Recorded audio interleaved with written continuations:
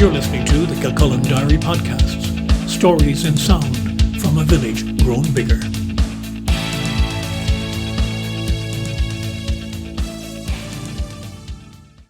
Hello, I'm Brian Byrne and this is Kilcullen Diary. This is the fourth episode in a series called The Accidental Pilgrim, recalling my thoughts during a Kilcullen Parish pilgrimage to the Holy Land in 2007. The first miracle said to be performed by Jesus was the changing of the water into wine at a marriage feast organised by a bridegroom in Cana. Said bridegroom wasn't a great organiser, it seems, as he ran out of liquor halfway through the proceedings.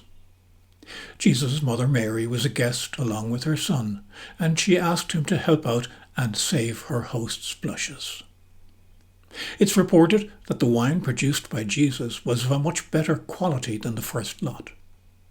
If the wedding wine sold in the tourist shops of Cana today is any indication of the quality of what had been served, that wasn't such a big deal. It's rough tack by all accounts. Like many of the Holy Land sites, there were several candidates subsequently for the location of that particular event. The town which has the gig, so to speak, is about 7 kilometres from Nazareth. The church, which is the Catholic pilgrim focus, is along a street of the churches, a narrow alley in which there are other churches of various denominations. A modern edifice off a small courtyard, it's built over other crypts and grottos dating back to the Byzantine area. It's a pleasant place to meditate for a few minutes. There's an opportunity there for couples to renew their wedding vows if they wish, and a number in our party of Kilcullen pilgrims did so. Part of the deal is they get to buy a bottle of Cana wedding wine. Maybe this is from a second batch, reserved for a second commitment. Perhaps it was the end visit of a long day of going to holy sites, but it seemed to this accidental pilgrim that Cana was the least interesting of the venues so far, and maybe even the least credible. But who am I to say? After all, it's the story, not the place, that carries the faith. As was the case with our next stop, a place famous for the announcement of the coming birth of a special child. It defies logic and biological science that a young girl can get pregnant without the intervention of a man in some way. But that's the tenet underpinning what is termed the Immaculate Conception of Mary. And in the sources of the Holy Land saga, where it began was at Nazareth, where the mother-to-be of Jesus lived and where she is said to have been visited by the angel Gabriel to tell her why she was here.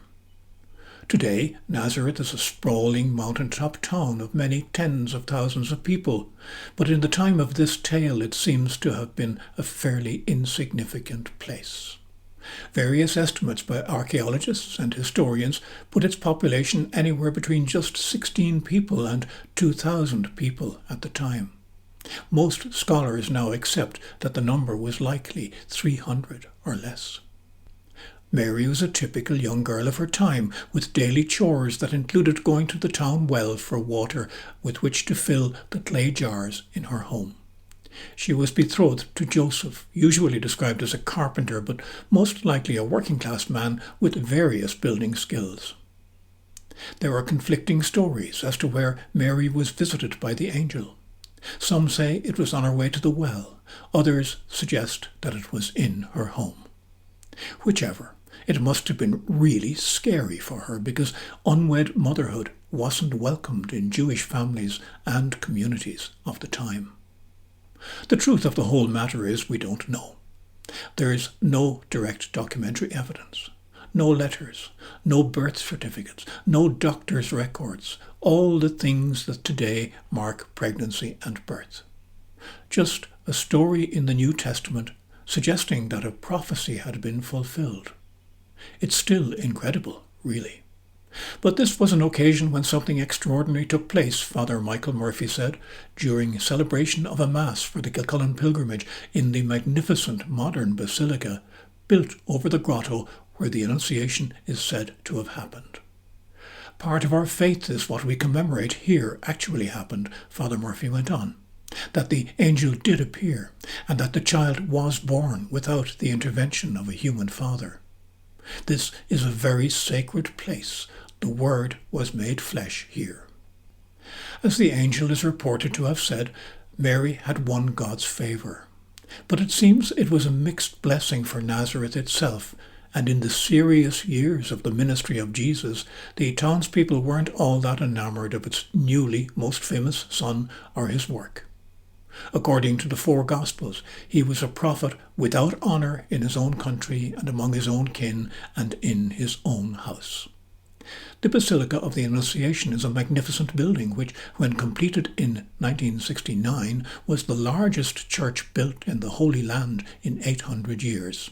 It's a clear demonstration that today both Mary and Jesus are honoured on a global basis.